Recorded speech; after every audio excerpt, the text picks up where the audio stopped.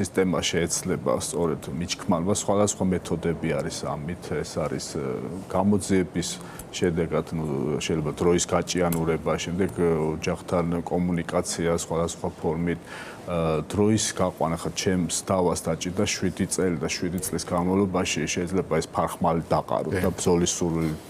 დაგეკარგოს და პრევენცია რაც არის თავარი ვალდებულება სახელმწიფოსი ეს არის ყველაზე ესეთი ანუ სიცოცხლის უფლება, პოზიტიური ვალდებულება, რომ დაცული იყოს სიცოცხლე. ამ ხელისუფლების პირობებში ჩანს რომ უკვე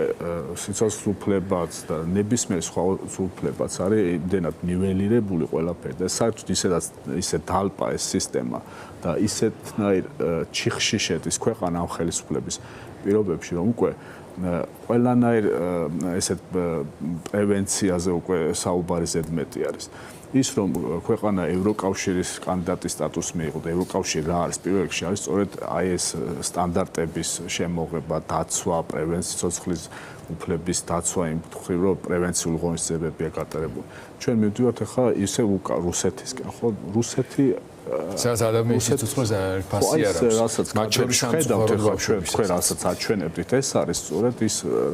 საითაც მივდივართ უკან. აი ეს ეგრეთ წოდებული ოცნების ქალაქი თავისი კანალიზაციის ღია ჭებით, რაღაცა სადენებით, გამოჩრილი საბურავებით და რაღაცა ეს არის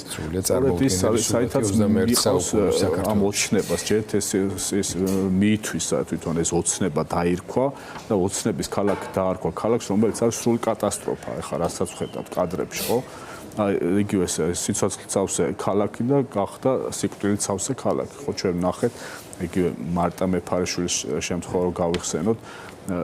აგის რამდენიმე დღის წინ ეგრეთ წოდებული დოქების ხელისუფლების პირობებში რა თქმა უნდა ჩვენ იმედი არ უნდა გქონდეს რომ რამე გამოსწორდება ეს ხელისუფლება ისედაც არალეგიტიმური ხელისუფლებაც არ არის ეს არის რაღაცა ბანდა რომელიც არჩევნების გაყალბების გზით მოვიდა დანაშაულებრივი ჯგუფი და ცდილობს რომ საზოგადოებას თავის ძალაუფლებით საზოგადოებაზე იბატონოს. თან ისე რომ ყველა პასუხისმგებლობები მათ შორის ამ სახის მოიხსნეს. შესაბამისად დამთავრებულია საუბარი სანამ ეს ხელისუფლება იქნება ეს პრობლემები ყოველთვის იქნება ესე